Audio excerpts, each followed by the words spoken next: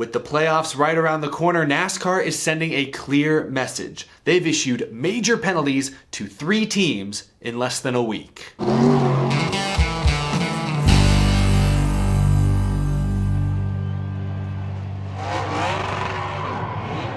How's it going, y'all? My name is Eric. Welcome to Out of the Groove. We're talking penalties today. It's been an insane couple weeks of NASCAR news. If you're new to the channel, be sure to hit that subscribe button. We talk NASCAR news, rumors, we react to races, give predictions pretty much every single day on this channel. So if you're a big race fan, make sure you're subscribed so you don't miss any future episodes. In this one, we're talking all about penalties. You've probably already heard the news that Denny Hamlin and Kyle Busch were both disqualified this past weekend at Pocono. NASCAR found pieces of tape in places they shouldn't have been on both of those cars, hence the disqualification. But before the green flag flew at Pocono, NASCAR issued an L1 penalty to both petty GMS Chevys. Both Eric Jones and Ty Dillon were docked 35 driver points and owner points, and both had their crew chiefs suspended for this recent Pocono event. NASCAR referenced this section of the rulebook, which reads, "The rocker box vent hole in the front tire extraction area must have metal screen installed to the inner surface with a minimum 0.25-inch opening size. The screen may be bonded or mechanically fastened to the internal surface of the rocker box." So the team was penalized for messing with the rocker box assemblies. Petty GMS confirmed this past weekend they will not appeal these penalties. Eric Jones was knocked from 17th to 19th in points before the Pocono race. Ty Dillon was knocked back to 30th in points. Both drivers still in must-win territory regarding their playoff eligibility. But the penalties did not end at Pocono this weekend. The petty GMS L1 penalty was significant. Obviously, Denny Hamlin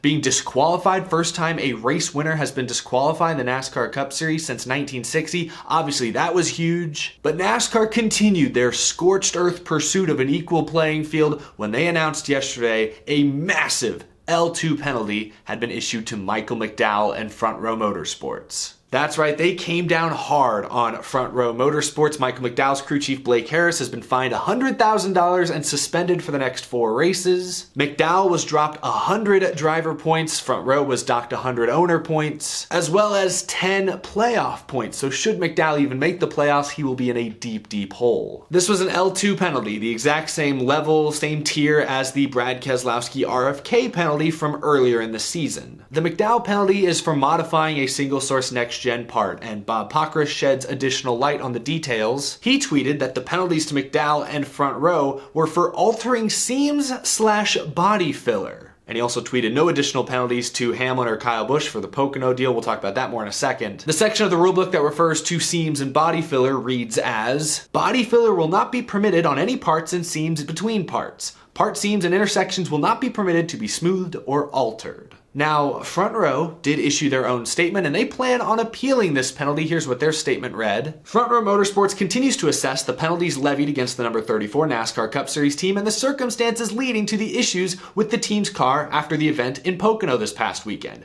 FRM has initiated the appeal process with NASCAR and will have no further comment until after the process has reached a conclusion." So remember, Joe Gibbs Racing did not appeal the disqualification. Petty GMS did not appeal the L1 penalty last week, but Front Row is appealing this L2 penalty. Now, it's worth reminding y'all that RFK also appealed their L2 penalty earlier in the season, but they were unsuccessful in getting any of the penalty overturned. I want to talk big picture here in a moment, but as far as playoff implications go for Michael McDowell, I don't think this will have a huge effect. He still needs to win to qualify. He was way too far back in points before this penalty to point his way in. Obviously, losing your crew chief for 4 of the final 5 regular season races would be a huge, huge blow. And as far as points are concerned, the only way this would affect Michael McDowell is if he does win a race and 2 others win races as well. So we get 17 different winners. At that point, it's likely McDowell would be the lowest in points of all the 1 race winners. That would mean he would be out, the first guy out. So that's the only way I think this points penalty really affects his playoff eligibility, but you know,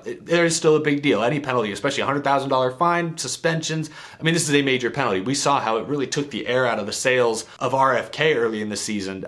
It's hard to come back from a major penalty like this, and you can't help but wonder if their performance this year, which has been really, really good, was largely due to them maybe cheating or skirting the line here, maybe doing some things that they knew they weren't supposed to. Because Michael McDowell's had a career year. 8 top 10s, career best average finish of 16.5. This has been a tremendous season. I hope it's not because his cars were illegal for most of the year. That's all I hope. Because again, NASCAR does not take every car, every driver back to the R&D center every week. They take about 5. And aside from the top couple finishers, it's usually random who they pick. So there's a chance they've been getting away with this for a while and finally got caught. Obviously, that's just speculation. Now, I do want to transition over to Joe Gibbs Racing once again, because Joe Gibbs Racing, as you saw in that Bob Hocker's tweet, will not face any further penalties for the illegal pieces of tape found on their cars during the Pocono post-race inspection. That's not good enough for Denny Hamlin, apparently. He chimed in on Twitter last night. He reacted to the Michael McDowell penalty and tweeted, can we switch penalties then? Ours had way more playoff implications. Hamlin did have a win taken away this past Sunday, 5 playoff points. Obviously, he collected like 50-something points during the race. He had all that taken away, but I don't know how that's a worse penalty than what Michael McDowell just got hit with. McDowell just lost 100 points. That's like double what Hamlin lost. He also lost 10 playoff points, also double what Hamlin just lost. His crew chief was just suspended for 4 races. Hamlin's crew chief wasn't suspended at all. Other than, I guess, the purse money. Hamlin lost out on first place purse money at Pocono. I don't see how Hamlin's penalty is worse than McDowell's. But Hamlin on Twitter maintains that no, their penalty was worse than McDowell's. So I don't know. I'd read the room. Like, I know it was just a couple measly pieces of tape, but it's black and white. They weren't supposed to be there. You wouldn't have put them there if you didn't think it gave you some sort of aero advantage. You got caught. Just take the L. I don't know who Hamlin thinks he's winning over by complaining that his penalty was somehow worse than the L2 penalty McDowell just got issued. I understand that, Hamlin not just lost 5 playoff points, but 5 then went to a competitor, Chase Elliott, but once you get to Phoenix, everyone's back to 0. McDowell lost 10 playoff points to everyone. So yeah, Hamlin's not making any sense there in my opinion. At least Hamlin can rest easy, I guess, knowing that he won't face any additional penalties, but anyway, I want to finish this episode by looking at the bigger picture.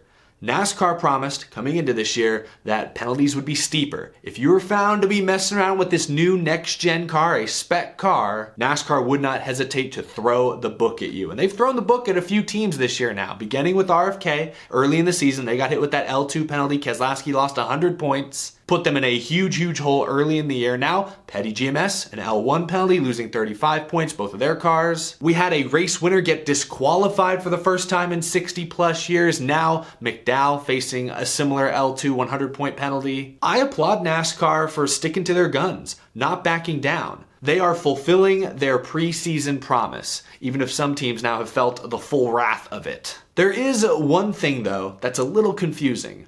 What exactly qualifies as modifying a single source next gen part? Because Keselowski's team repaired a rear bumper piece improperly, that's why they got penalized. McDowell's team, it sounds like, was doing something kind of old school with body filler filling in the seams and such. But JGR put tape on the front end. That seems like it could be defined as modifying a piece. And Petty GMS messing with the rocker box assemblies, like, does that count as modifying? Because we've seen several different penalty tiers, like Petty GMS getting an L1, 35-point penalty, 1 race suspension for the crew chiefs. That's a slap on the wrist, but still gets their attention. JGR having a win taken away, that really gets their attention. That's like an L1.5 penalty. And then there's RFK and Front Row, who felt the full wrath at this point. L2, 100-point penalties, losing a bunch of playoff points, suspensions for multiple races. NASCAR has given themselves quite a bit of wiggle room to determine the severity of individual